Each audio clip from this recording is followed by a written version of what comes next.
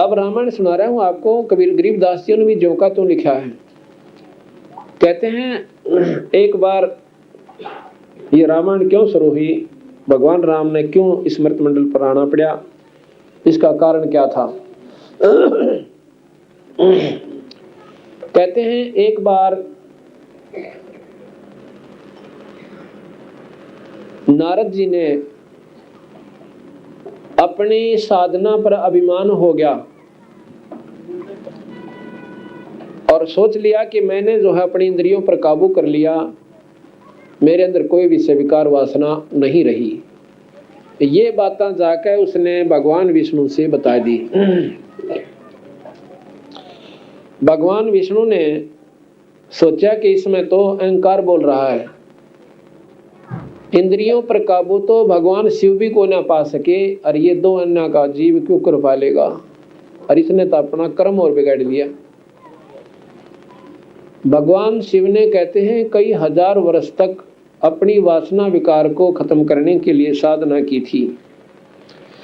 उन्होंने भी सोच लिया था कि मैंने वासना को काबू कर लिया और मैं विषय रहित हो गया। महाराज कहते हैं विषय मरे मत जानियो, विषय मरे मत जानियो, विकार मरे मत जानियो, जो भूबल में आग। भूबल में यानी राख के अंदर आग दबा दी जावे, ठीक है, ऊपर तो गर्मी भी कोई ना उस राख पे, और धुआं भी खत्म हो गया, पर एक बार करेड़ के देखिए, उसको साफ करके देखना, पहले से ज्यादा धंधकती पावेगी। तो महाराज ने कहा कि हजारों वर्ष तक बेटा नारद से समझाते हैं कि भगवान शिव ने 88,000 वर्ष तक तप किया था। 88,000 वर्ष उनको भी ये मान हो गया था। क्या मान हो गया था, मेरे पास यानी विष्णु जी के पास आकर कहने लगे कि भगवान मैंने तो कामदेव पर वासना पर अपना काबू पा लिया। तो भगवान विष्णु कहते हैं मैंने कहा बहुत अच्छा किया भाई। अब यहाँ क्या होता है, ये बातें ये कथाएं जो से ये निष्कर्ष पर पहुंचेंगी।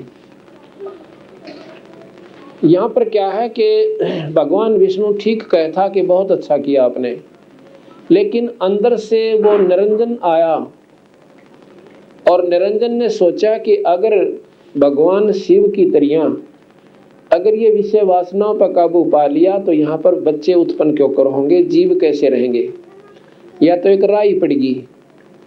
और भाई अगर ये अभी इसको खत्म नहीं किया तो मेरे को 1 लाख जीव खान में कहाँ तक आएंगे। इतना प्रबल इतना चौकस रहता है ये। उसी समय विष्णु के मन में के प्रेरणा दे सकला, इसके घमंड ने तोड़ता हूँ।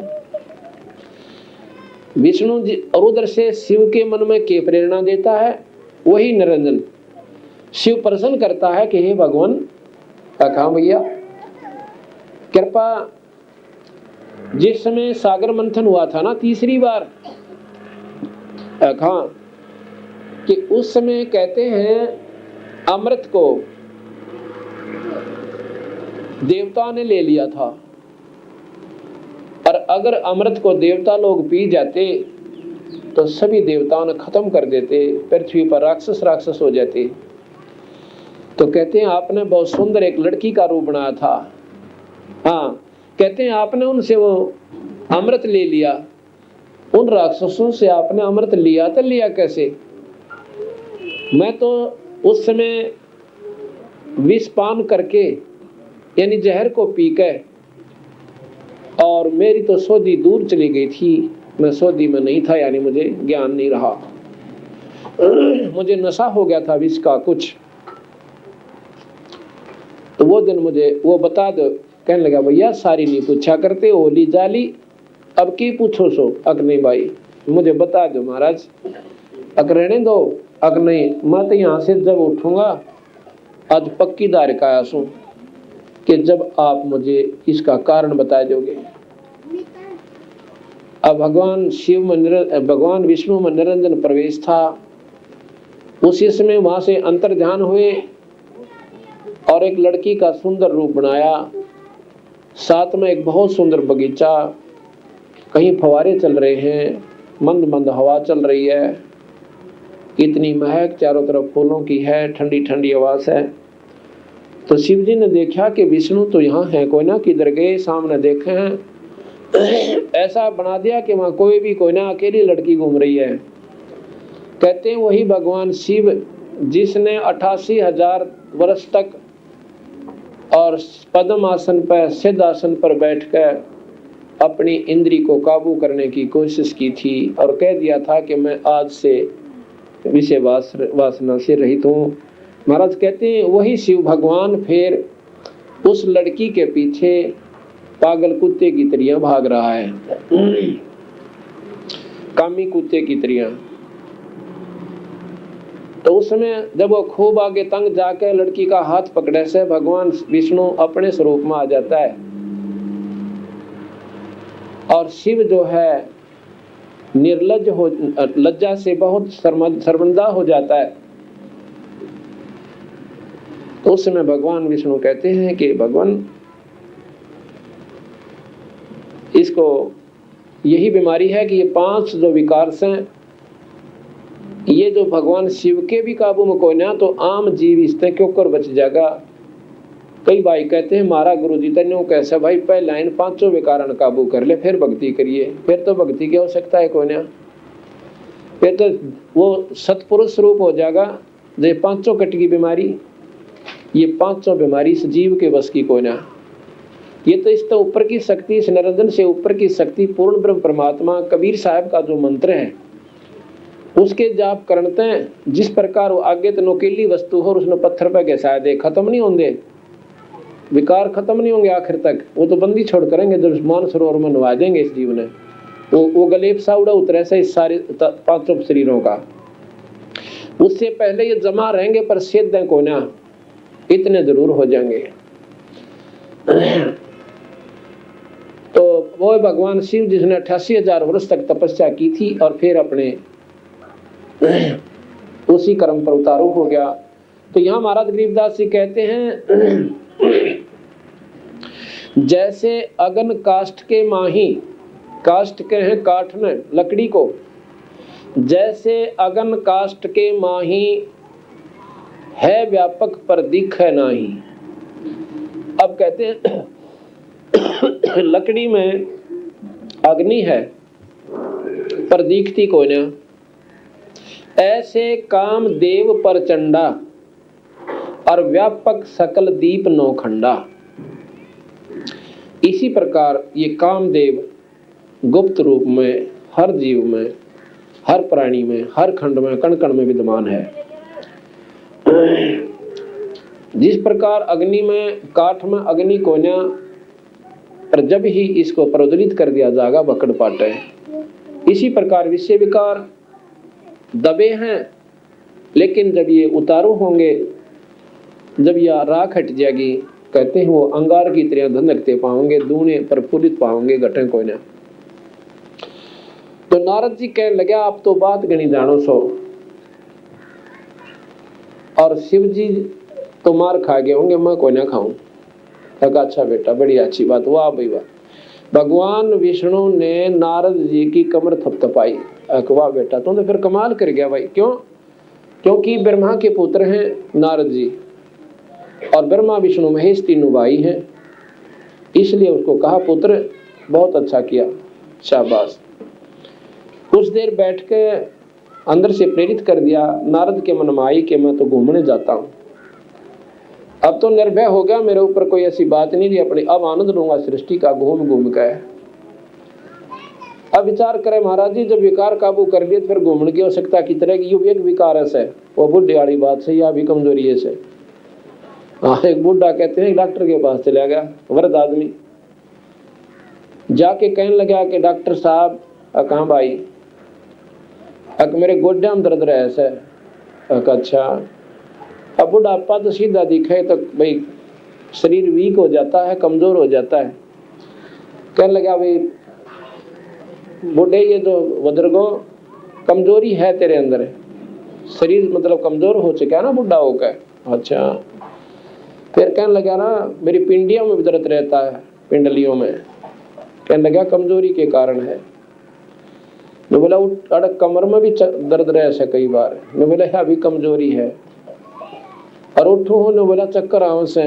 तो बोला कमजोरी से। डॉक्टर कहता कमजोरी है तो गुस्सा मान गया वो। अग्यो अच्छा बॉडी पूछ डॉक्टर कोई किम में बात हो। बोला कमजोरी है छोम आ गया। तो डॉक्टर से कम चक्कर कमजोरी है। ने बोला बुढ़े यहाँ भी कमजोरी है क्यों कमजोर आदमी में छो गना उसे। ने बोला यह भी कमजोरी है। तो नारद जी ने बोला मैं घूमने जाऊं सू। तो जब विकार खत्म हो गए तो बेवकूफ फिर घूमने की कसर कित रहेगी। यह भी कमजोरी है ठा लेगी उसने। आगे क्या बना,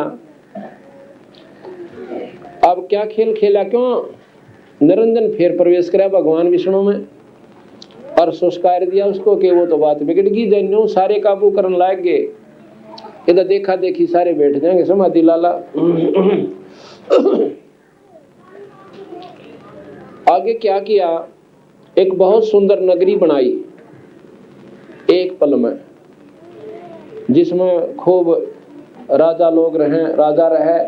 और उसी दिन एक राजा की लड़की का स्वयंवर रच दिया कि राजा की लड़की का स्वयंवर है और लड़की अपने वर को खुद चुनेगी। दूर दूर से बहुत बड़े बड़े खूबसूरत और भाई जवान बच्चे आए हुए हैं, राजकुमार। अब नारद के मन में वह कमजोरी फिर खड़ी हुई। कहता है मन में संकल्प उठा कि क्यों ना शादी करवा लूं। ये बतेरे दिन वानप्रस्थ रह लिया। फिर वो बात आ गई मन में, भाई पुत्र बिना मुक्ति को ना। ये पुराने अपने पुराण जो से ये बंडा रखे हैं, भाई पुत्र नहीं उसकी गति को ना। फिर उसका मन में वो शास्त्र घुस गए। अब उसने सोची शादी करवा ले कि दोस्त है, भाई सारे न करवा रहे से। तो सोचा विचार किया कि भी शादी तक करवा लो, पर मेरे जैसे कुरूप आदमी ने इसे लंबे चोटा उलिया बिगाड़ रखा है, बाड़ा होना 6 महीना तक तो लड़की पसंद करे ना। तो उसने सोचा क्या करूं कि मैं ऐसा काम करता हूं कि भगवान विष्णु पर बड़ो बढ़ा के वचन मांग लूं। और जब वो वचनबद्ध हो जाएंगे उनका स्वरूप मांग लूंगा, क्योंकि इस सृष्टि में इस ब्रह्मांड में सबसे सुंदर भगवान विष्णु हैं। तो कहते हैं उसी समय एकांत में जाकर उन्हें अपनी सुरती लाकर प्रार्थना करी कि दर्शन दो भगवान। उनकी कसक को सुनकर भगवान विष्णु तो बाट देखा था, सारे खेल खेल ही रहे थे।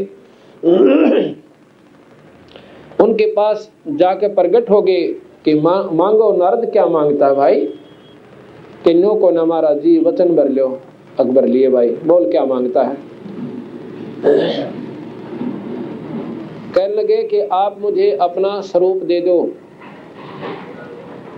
हरि स्वरूप दो मुझे, और मैंने ऐसे ऐसे शादी करवानी है। और बोला रे बस इससे खातिर याद किया था। कहा महाराज आज तो मैंने इससे चीज क्या हो सकता है। अगर अच्छा तथास्तु। कहते हैं नारद जी का बंदर का मुंह लग गया। ये लिखा हुआ जहां से रामायण शुरू होगी उससे पहले की कथा ये।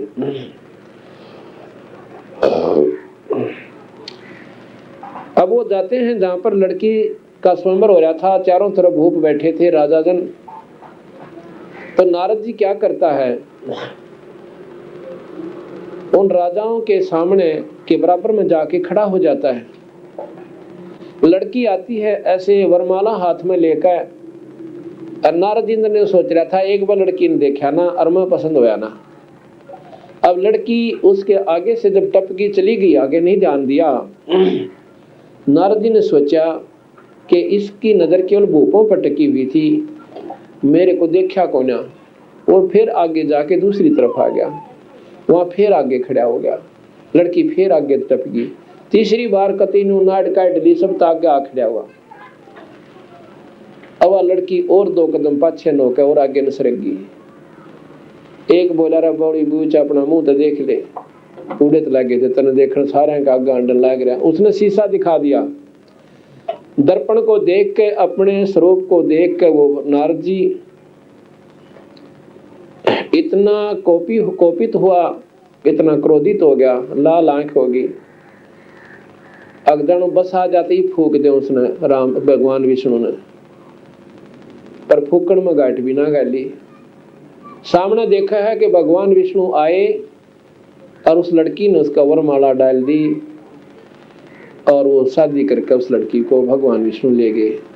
ले जाने लगे, आगे खड़ा हो जाता है कि छलिए, तूने मेरे साथ छल किया है, याद रखना जिस प्रकार मैं आज औरत के लिए भरम भटक रहा हूँ, टक्कर खा रहा हूँ, टकरा रहा हूँ, एक दिन तू भी धक्के खागा इस औरत की खातिर।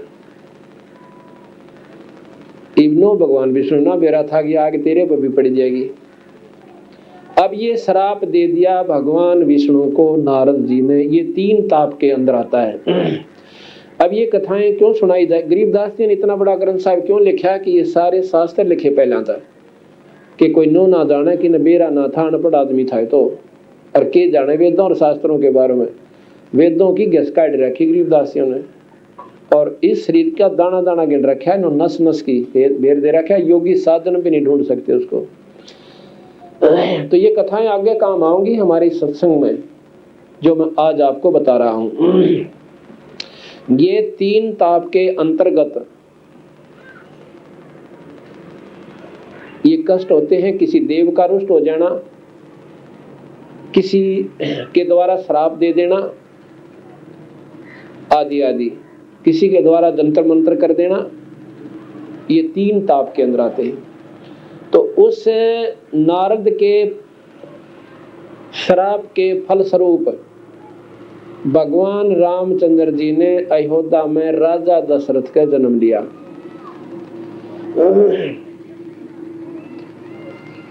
कहते हैं उनको राज तिलक करने लगे, बड़ा होने के नाते कैकई ने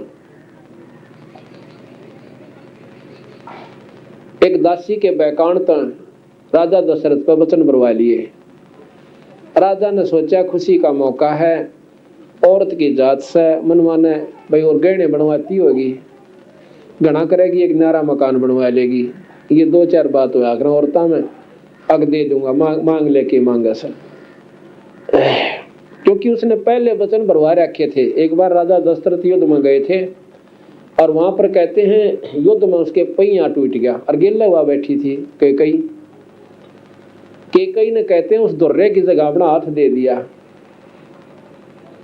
इतनी अच्छी आत्मा थी वो, लेकिन वो बका बहुत मुंडी हो से वो उस दासी की वजह से उसने अपना उसका अंतःकरण खराब कर दिया। दासी ने, बांदी ने हाथ दे दिया तो राजा विजयी हुआ। तो उसने देखा कि कैकई का हाथ लो लुआन हो रहा है।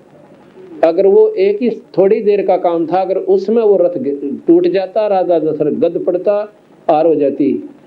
और इतने ही क्षणों में उसने हाथ दिया, इतने में राजा दशरथ ने राजा को तीर मार दिया, वो मर गया। यानी उन्हीं क्षणों में वो हार सकता था अगर गिर जाता रथ, और उन्हीं में वो जीत गया। जब उसने देखा कि कैकई का हाथ कति कटन न हो गया, बड़ा पश्चाताप किया कि आपने तो कमाल कर दिया।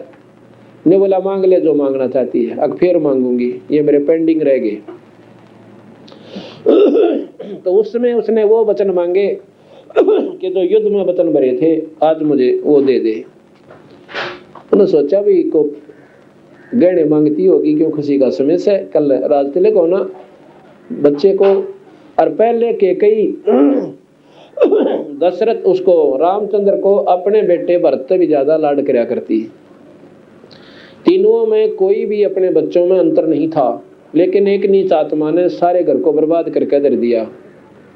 जो निंदक होते हैं ना, उनको जो निंदा करते हैं महाराज ने उनको बहुत तगड़ा लताड़ा से ये बिराना के करवा दे। तो बोला मांग ले के मांगे सर।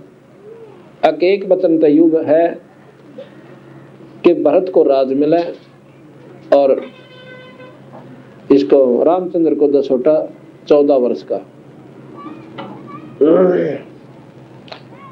इतना कहा था, राजा दशरथ तो बेहोश हो गया।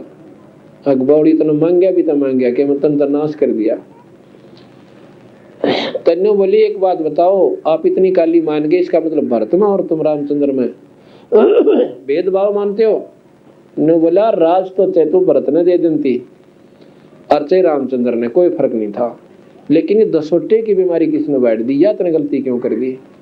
अब बस मन तो जो कह दी सो कह दी कि यहाँ रहेगा तो भरत मानने कोई ना, क्योंकि भरत के गुण नवाजान थी कि इतना नेक पुत्र नहीं हो सकता, अपने भाई को भगवान से भी ज्यादा आदर देता है, और वो क्यों मान जाएगा उसके रहते राज करना, इसलिए उसको निकालना उसने उचित समझा, उसी के कहने थे, बांदी के कहने थे। अब कहते हैं जब रामचंद्र जी चले वनवास में, लक्ष्मण भी गेल हो लिए और सीता जी भी।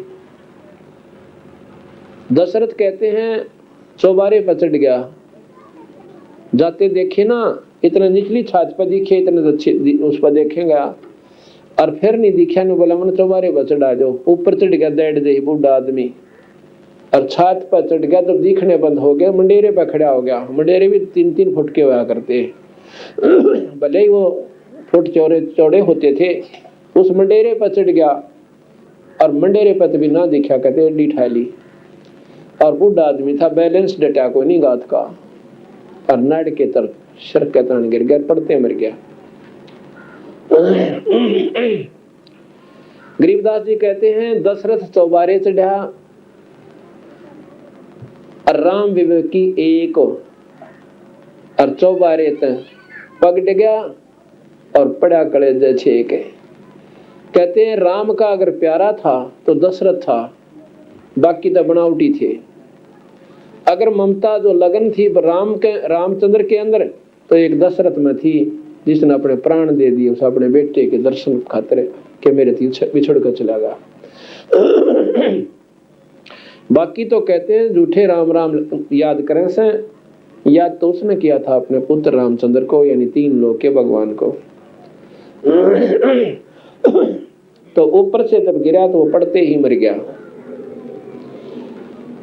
उसके बाद भरत आया, भरत ने कहा कि माँ तने चाड़ा कर दिया, तने कुछ नहीं सोची आगे पाछे की, अपनी माँ ने बहुत कैस है, लेकिन वो नो ना क्या करते जैसे आजकल के बच्चे अपनी माँ ने बेरा के गाली दे दे, वो नीच आत्मा।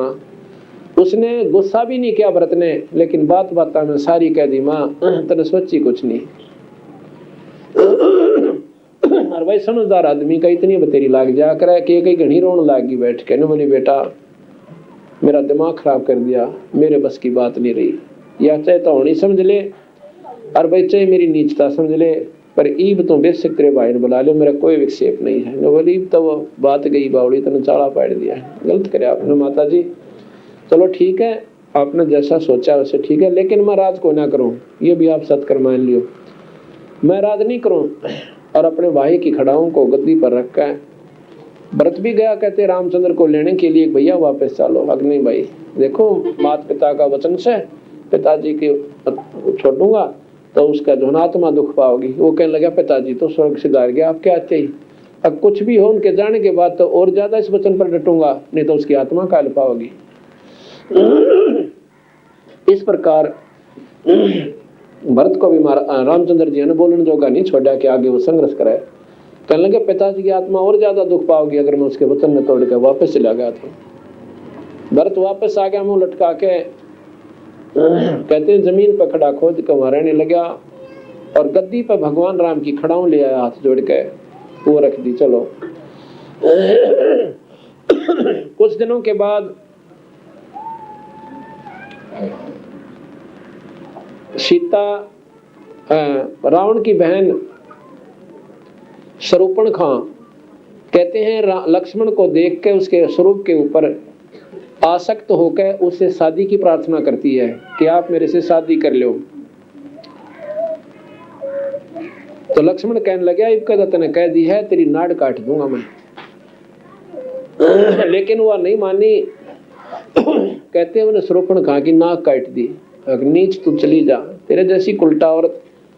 जब मैंने कहा मैं शादीशुदा हूं और मैं ये जुल्म नहीं कर सकता।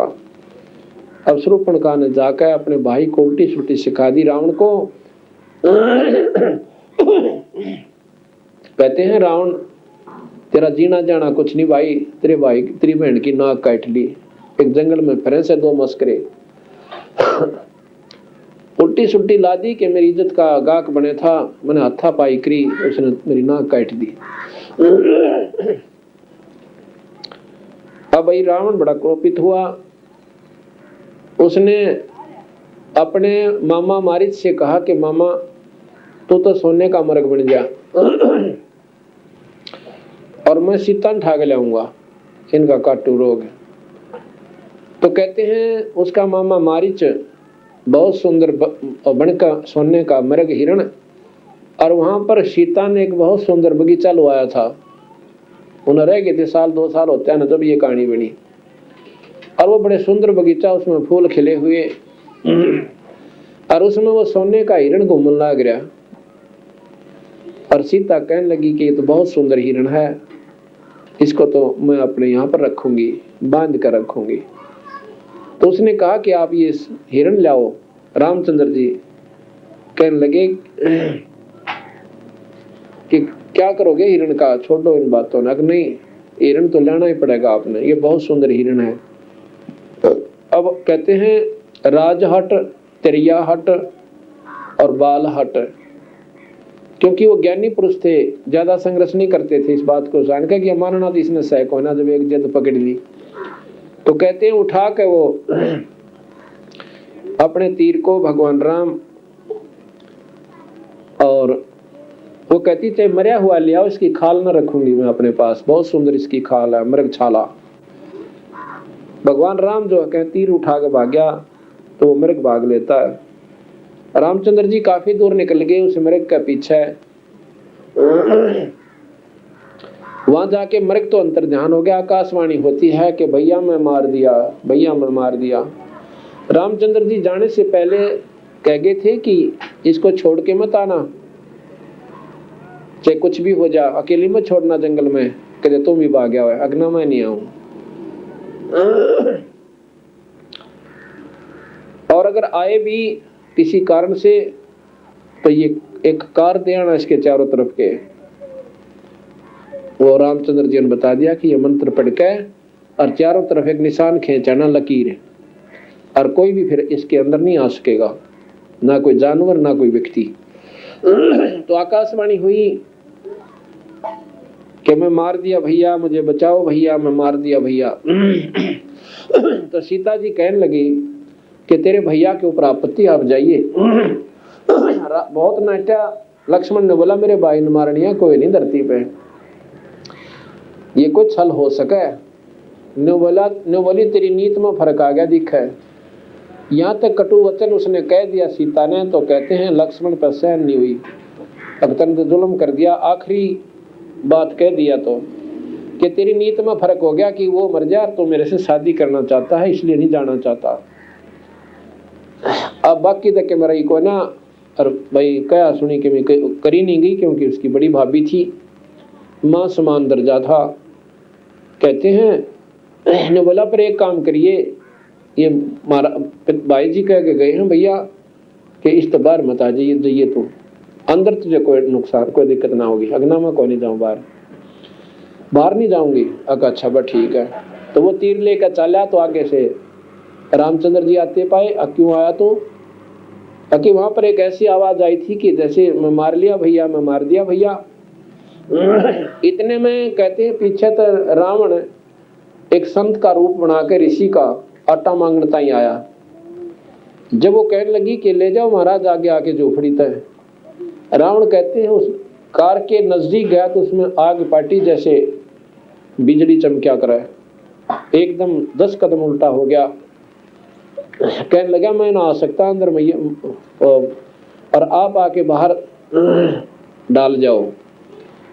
उसने सोचा महात्मा से क्या फर्क पड़े से, तो दिन क्या कर आए साधु ने बाहर ने आगे तो खाली नहीं जान दिया करते, ये भी शास्त्रों में ज्ञान है।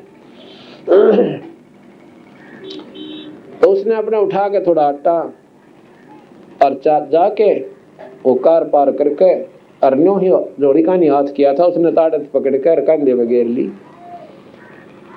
वो जा से उड़ गया, आकाश में ले गया, क्योंकि एक सिद्धि आकाश से उड़ जाई।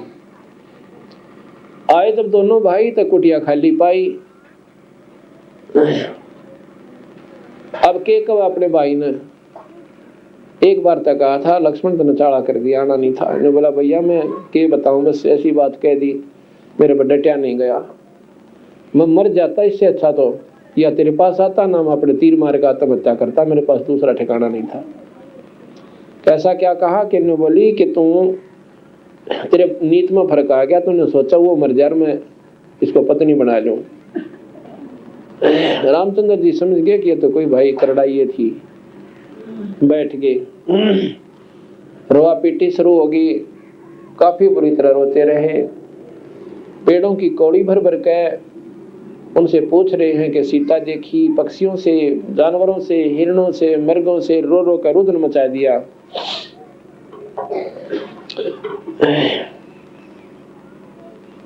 तो आगे जाकर चलते चलते काफी दिन जब बीत गए, कहते हैं हनुमान जी और सुग्रीव एक पहाड़ पर बैठे थे।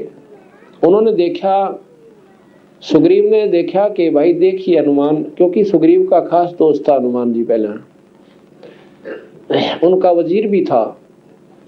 लेकिन हनुमान को और सुग्रीव को उसके भाई बाली ने दोनों ने गड़के वहां से चालता कर दिया था। हनुमान जी नाम खूब बजरंगी माने, कहते हैं बाली का आगे उसकी भी ना बसाई थी।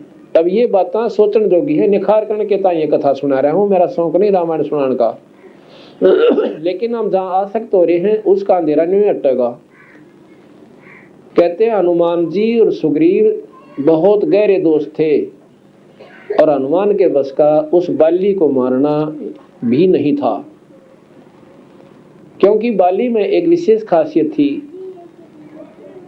कि वो सामने जो उसका युद्ध करता था उसकी आदि शक्ति को अपने अंदर खींच लेता था, फिर वो रह के गया। प्रथम तो वो बाली इतना अंडी, कहते हैं इस रावण को बाली एक बार स्नान करे था, ऐसा शास्त्रों में लिखा है। और बाली ने रावण आया था मारन ताई और छोटा रूप बना के पाछे खड़ा हो गया। एक सिद्धि जो बहुत छोटा रूप सूक्ष्म रूप बना लेते हैं बिल्कुल, तो पाछे खड़ा हो गया जब वो नहावा था। कहते नहा के और उस बाली ने अपनी धोती बांधी और धोती का जब अड़ुसा टांग ना नो, उस अड़बंद बांध कर नो टांग गया करे, कहते वो गिल उसमें रावण बंध गया। और नो कहते वो 6 महीना में नहान का सूत बैठा उस बाली का, और 6 महीना रावण पास से लटकता रहा उसके, ऐसा शास्त्रों में लिख रखा है। और जो रावण भारा पड़ गया था, तो एक बार कहते रावण सहस्राबाहु की पत्नी ने और उसको इस बाली को चरखे बांध दिया था। अब ये प्रमाण देखने पड़ेंगे कि वह तगड़ी थी, बाली तगड़ा था, राम तगड़ा था, रावण ठाडा था। इनमें सहस्राबाहु की पत्नी ने बाली को चरखे का बांध दिया था, और बोली 6 महीना में खोल था। तब जब रो रो करो जन्म मचा दिया, अंडी पाक का बकवाद करने गया था उसके साथ। तो इन शास्त्रों से ये ज्ञान होगा, बंदी छोड़, यही शास्त्र निखार करना चाहते हैं कि तुम की तोड़ जेड़े मुड़जे बैठे हो भाई। अब शास्त्र का ज्ञान तो मैं दूंगा, जो आपको ज्ञान होगा। मेरा पाठ है कि यह कहानी क्यों कर थी। तो जब रामचंद्र वहां पर पहुंचा तो हनुमान जाता है उनके पास भेष बदल के कि कोई ऐसे ना हो, अब सुग्रीव ने कोई भेज रखी हूं अपने हमारे को मारन ताई, क्यों उनके हाथ में तीर त्यार ले रहे हुए। जाके उन्होंने नमस्कार किया और राम राम कहा। राम राम जब कहा तो राम और लक्ष्मण दोनों चौकिन्ने हो गए कि तो भगवान भगता है। कौन हो भैया? कि मैं अंजनी पुत्र हूं, पवन पुत्र हूं, मेरा नाम हनुमान है। आप कौन हो? कि मैं राजा दशरथ का पुत्र रामचंद्र हूं, और ये मेरा छोटा भैया मौसी का लड़का जो है लक्ष्मण है। कैसे घूम रहे हो? कि ऐसे ऐसे मेरी पत्नी को, सीता को, और पता ना कौन उठा लेगा, हम नबेरा कोई ना। अब ये विचार करने की बात है, भगवान रामचंद्र जी पूर्ण शक्ति थी, क्या वो ये नहीं पता कर सके थे कि मेरी पत्नी ठाकुर ले गया? ये निखार करना चाहेंगे गरीबदास जी कि क्या उसने न्योना बेरा था कि सोने के मर्ग होया करें कदे, और उसके पास से उठा के तीर भाग लिया। अगर इतना ज्ञान होता तो वो मार नहीं खानता। अब यहाँ क्या कहते हैं कि ये तो होनी थी, ये जो हमारे अम्मी पहले ने कहा करते हैं तो होनी थी, वो करनी थी। जब औणी भी रामचंद्र हरते ऊपर से, तो उस औणी को करवानिया और बड़ी शक्ति पाओगी, जो रामचंद्र जी का कृष्ण जी का बस का कोई ना। जो होनी प्रबल है तो उससे ऊपर शक्ति और है, वह होनी भी उन तो ऊपर होगी। गरीबदास जी की महाराज की ये वाणी सिद्ध हो जाती है कि मासा घटे ना चल बढ़े, वेद ना लिखे जो लेख, और सच्चा सतगुरु मेट का फिर ऊपर मारे मेघ। अब भगवान राम और कृष्ण की हम आपको महिमा सुनाएंगे। गीता जी मेरे पास है, इसका भी विशेष निखार आपको दूंगा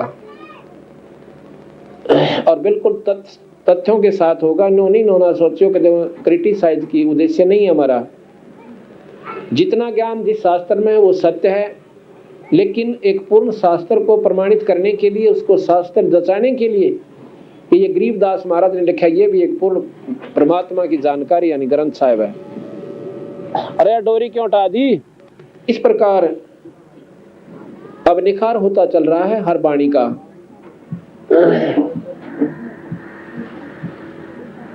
आगे चल के वो जब वो भी उन्होंने फिर अपना दुख का रोया, वे तुम क्यों बैठे हो यहाँ पर दोनों। तो हनुमान जी ने बताया कि ऐसे ऐसे इस सुग्रीव का भाई एक बाली है, और महाराज जी उसने इसको बेघर कर दिया और इसकी पत्नी को भी अपनी पत्नी बना लिया, और जबकि छोटा भाई है उसका। अब रामचंद्र जी बड़े नाराज हुए, जुल्म पाट दिया इसने तो। इतना निकम्मा आदमी, अखा जी कति निकम्मे में कसर को ना। फिर भाई ने बोला तुम इसे तगड़े तगड़े दिखन लाग रहे, तुम क्यों करार मान के आगे। हनुमान जी कहने लगा जी उसमें एक बूंदी शक्ति से कि जो सामने उसका लड़ा है ना, उसकी आधी शक्ति ले ले से। ने बोला भाई कोई बात ना। तो ने बोला भाई आप मेरी मदद करो, सीता गुम होगी, मेरी पत्नी जो से खोगी, और मेरा ना कौन उठा ले गया, भाई उसके ढूंढने में मदद कर दो। हनुमान जी कहता है कि पहले हमारा काम करो ताकि हम आपके मदद करने जोगे हो जाएं। क्यों करे कि जो यह सेना है ना सुग्रीव वाली, यह भी अपना काम आ जाएगी महाराज जी, और एक बार आप इस बाली का काम कर दो। हनुमान जी बोला भैया तो उसने हरा दो चाहे उसने मार दो, और इसको बाली सुग्रीव को राज दिवा दो, और फिर हम आपकी सारी सेना समेत मदद करेंगे। अब इस लालच में रामचंद्र जी भी आ गए। एक बात तो ठीक से भाई, हम दो जने की कला तोड़ाएंगे, खुद सेना इनकी हो जाएगी, और वे दो ये दिखे जमाकती बलशाली महापुरुष, और ये साथ हो जाएंगे जब वो बात पड़ेगी। कहने लगा तुम युद्ध के लिए ललकार दो। अगदी मारे बस का कोई ना ललकारना भी उसने। हमने ये दो जोड़िया था, हम तो पाँच रह सका 10 किले आपते हैं हम ना, तो उसने कहने जावा और ना युद्ध के लिए ललकार। हाँ तो सारा काम आपने करना पड़ेगा। बोला भाई ठीक से। तो उसने कहते हैं लक्ष्मण से कहा कि जाके संदेशा दे आओ। तो वहां जाकर संदेशा दे दिया कि भाई ऐसे ऐसे, या तो बाली की सुग्रीव की पत्नी को दे दो, राज दे दो, और नहीं तो युद्ध के लिए तैयार हो जा। बाली ने देखा कि ये दो छोटे छोटे बालक, कौन है तू? कि मैं ऐसे ऐसे लक्ष्मण हूं राम का भाई। मैं बोला भाई तुम बीच में क्यों बड़ो मारे? तक भाई तने गलती कर रखी से, दूसरे की पत्नी ने तो उठा रहा से ना, ये महापापी हो से, उस व्यक्ति ने मारने का कोई पाप नहीं होता। ये शास्त्रों में लिख रखा है, शास्त्रों में ये लिखा है। भगवान कृष्ण उसमें शास्त्रों में लिखा है कि जो दूसरे की पत्नी ने जबरदस्ती उठा ले उसको मारने का कोई पाप नहीं है। अब ये सोचिए ये शास्त्र कितने बढ़िया और कितने सत्य हैं। ये निखारबंदी छोड़कर रहे, आंख मीच कर किसी के पीछे ऊंट का ऊंट बंधते हैं, कोई लाभ नहीं होगा। नो बोला भाई ठीक से, अब चलो मैं आ रहा हूँ और जा रहा हूँ मैदान में। पहले नहीं लड़ाई हुआ करती, नो को नहीं पाछे मार दी घोड़ी, कितना उठागा उड़े ठोक दिया। आमने सामने मैदान में आगे अर्जुन तो बाली आ गया, ने बोला सेना ने तो पाछे लाऊंगा, पहला मेरे साथ आ जाओ तुम। अब लक्ष्मण से कहने लगे रामचंद्र जी तू तो खड़ा रहा पाछे ने, मेरे पास साथ भी मत आना, मैं अकेला देखूंगा इसने। कहते हैं भगवान राम ने सामने जाकर उसका तीर मारा, बाली ने वो तीर काट दिया और रामचंद्र जी के पंजे उठते नजर आए, जैसे हवा में उड़ना हो रहा से मेरे में ताकत कोई ना रही, दूसरा तीर गाल दूं। तो उसी समय सुग्रीव ने कहा कि भगवान रामचंद्र जी कहाँ, वृक्ष की आड़ में खड़े हो जाओ ना, आपकी साथ से अब उसका नंबर से तीर मारने का। क्यों कि मैंने आपसे पहले बताया था आदि शक्ति ले लेता है। उसी समय भगवान राम एकदम बहुत मोटे मोटे पेड़ हुआ करते पहला, उस वृक्ष के पेड़ की आड़ में आ गया तने की में, और बाली ने तीर मारा, वो वृक्ष के लग के रुक गया। जब भगवान राम ने निशाना साध के और सिर्फ हाथ हाथ काट के नो एक नजर मारी सी आंख बाहर काटी थी, तीर ठोक दिया और फिर आड़ में हो गया। कहते हैं जब वो बाली मर जाता है, माली मरने लगा, जब आवाज देता है कि वे मारन वाले एक मेरे दो राजा, तो कहते मैं मर लिया हूं, और ये दूर भगा दिया उसने अपने हथियार भी आ गया। तो बाली कहता है कि आप कौन हो, कि मैं रामचंद्र हूं। उसमें विद्वान बहुत होते थे, सबने मालूम होता था कि रामचंद्र के नाम तय एक अवतार शक्ति आवेगी। कहने लगे आप तो जानी जान थे और आपने गलती क्यों कर दी। अक्की बात कि आपने मुझे मार दिया और आपने जो है गलती कर दी, आपने ये बदला देना पड़ेगा। कहने लगे भाई बिल्कुल ठीक से दूंगा इसका बदला मैं। कब दोगे? के त्रेता युग में ना, द्वापर युग में दूंगा, त्रेता में आए थे वो। और कहने लगे आपने ये भी विचार किया कि हाँ, कहने लगे क्यों मारा आपने मेरे को, क्यों उनकी मदद करी। महाराज कहते हैं कि भाई जैसे जो अपने से और के एक के पीठ पिछाण, जैसा दर्द आपने हो भाई ऐसा जान बिराने। अब तेरी पत्नी ने कोई उठा ले वह और जबरदस्ती रखे तेरे ऊपर के बीतेगी। और इस दुख में मैं दुखी भाई, यो दुख मैंने पहाड़ से भारी लग गया कि ये बेचारा अपने जीवन में क्यों कर व्यतीत करेगा। तो वहां पर सुग्रीव बाली बताता है कि आपने पूरी कहानी का बेरा कोई ना, अकू आप बता दो। मरता मरता बाली कैसा है कि एक समय मैं अपने भाई सुग्रीव ने और छोटा होने के नाते अपने बच्चे से भी प्यारा रखता था। आप दुख पा लिया करता, मैं इसने किसी वस्तु में मैंने इसको तंग नहीं पान दिया, और इसने मेरे साथ वो विश्वासघात कर दिया कि जिंदगी में कोई भाई कर नहीं सकता। अगर जी वो क्या था? कहने लगा एक बार एक राक्षस आ गया, और इतना खतरनाक राक्षस कि वो किसी का काबू में ना आवे, सेना को भी हरा दिया, मारी को भगा दिया। अब मैंने सोचा कि मैं मर लूंगा वो अच्छा, मेरा भाई तो जीवित रह जाएगा सुग्रीव। मैं बोला भाई तू अपना अंदर रहिए, कुआड़ जो बंद कर और सेना तैनात रखना, और मैं जाता हूँ इस राक्षस को मारता ही। कहते हैं इतना तगड़ा राक्षस था, हम दोनों लड़ते लड़ाते एक गुफा में बढ़ गए, और वहां पर हमारा 6 महीने तक युद्ध होता रहा। 6 महीने में मैंने उस राक्षस को मार दिया, काट दिया कति। कहते उसमें इतना खून निकला जैसे नाली चला करे, और उस गुफा के में से ऐसे ढलान में बह कर वो खून बाहर निकला गनाए।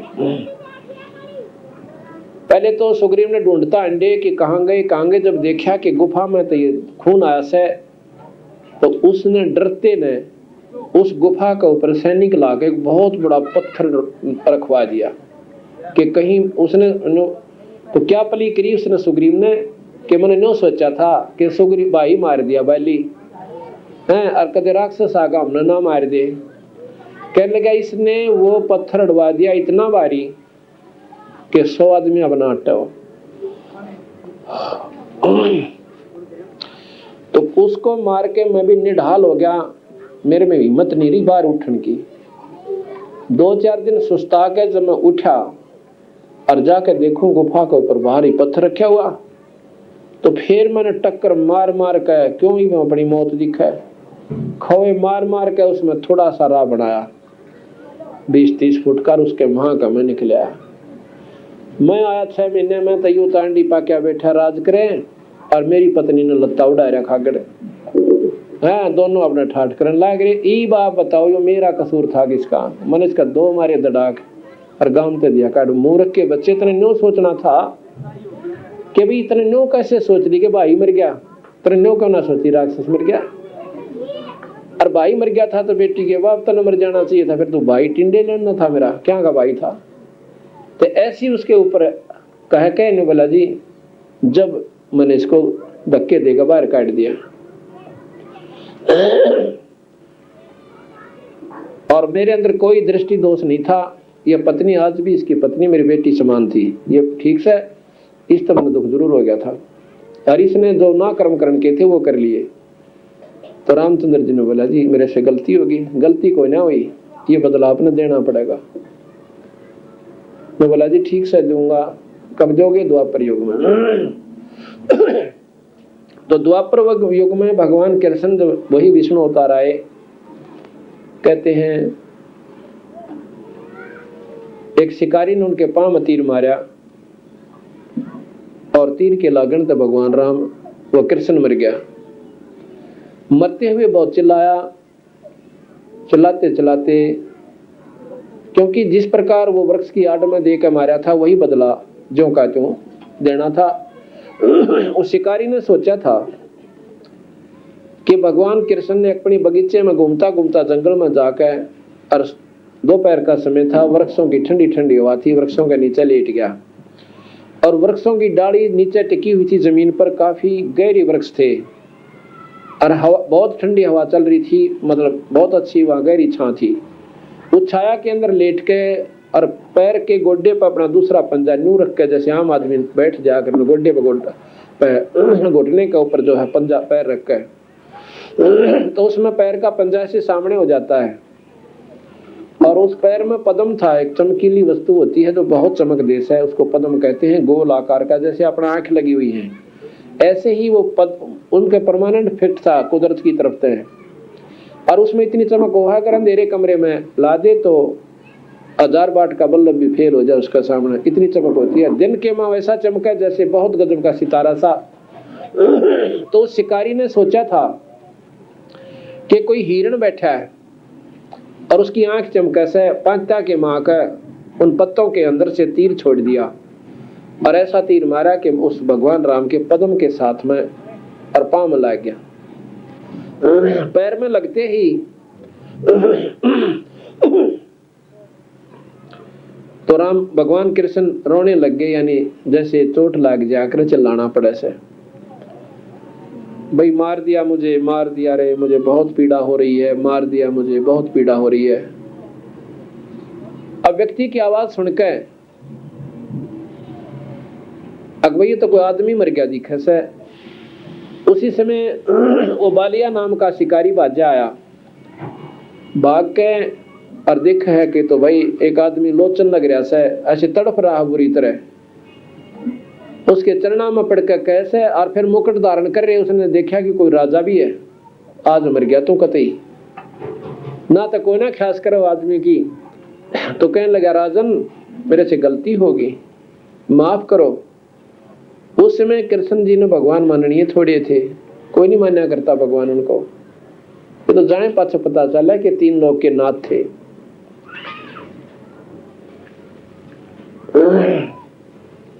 तो भगवान कृष्ण कहता है कि बालिया भाई तेरा कसूर को ना। क्यों महाराज जी? मैं तो पापी जीव से, मैंने गलत कर दिया, मुझे मालूम नहीं था, मेरा तो खेल धोखा हो गया। मैंने सोचा कोई हिरण बैठा से, और मैं शिकारी हूँ, नीच आत्मा तो था ही मालिक, मैंने आपको मार दिया। क्योंकि भगवान कृष्ण कोई छोटी शक्ति नहीं, 3 लोग के परमात्मा, और उनके सामने जो बैठा उसका अंतःकरण साफ हो जाए। तो रोने लग गया। तो बोला ना भाई गलती ना, कोई गलती ना से काली ना माने, तेरा मेरा कोई पिछला हिसाब था। कैसा कैसा हिसाब महाराज जी? कि एक बार में त्रेता युग में रामचंद्र था भाई, और तू था सुग्रीव का भाई बाली, है, और मन ने तेरे को मार दिया था, अपनी स्वार्थ बस समझ लो, अपनी पत्नी की खातिर। और भाई आज उस समय मैंने कहा था मैं तेरा बदला जरूर दूंगा भाई। ये तो महाराज भी कहें गरीबदास जी, बदला कहीं ना जात है और 3 लोग के माही, यहाँ पर बदला खत्म नहीं हो सकता। कहते हैं चतुर्भुजी भगवान कहाँ है और हर डोर बंधे सब आए। ये चतुर्भुजी भगवान भी चक्कर काटते रहे। गीता जी में भगवान कृष्ण ने खुद कहा कि अर्जुन तेरे मेरे असंख्य जन्म हो लिए। ये गीता जी के श्लोक मैंने नोट करवा रखे हैं, जिनमें प्रमाणित करते हैं भगवान कृष्ण। ये आगे बताएंगे जब गीता जी का विवेचन शुरू होगा।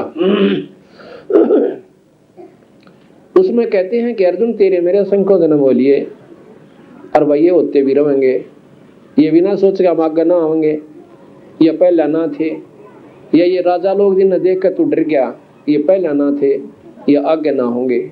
इनकी की ममता भाई, इन मार, इन तो मरना ही मरना है। ऐसे ऐसे उन्होंने उनको कहा। तो इस प्रकार भगवान कृष्ण ने यानी विष्णु ने, राम ने अपना बदला देना पड़ा। हमारा असली उद्देश्य समझाने का ये है कि जैसे नारद जी के श्राप को भगवान राम नहीं काट सके, साप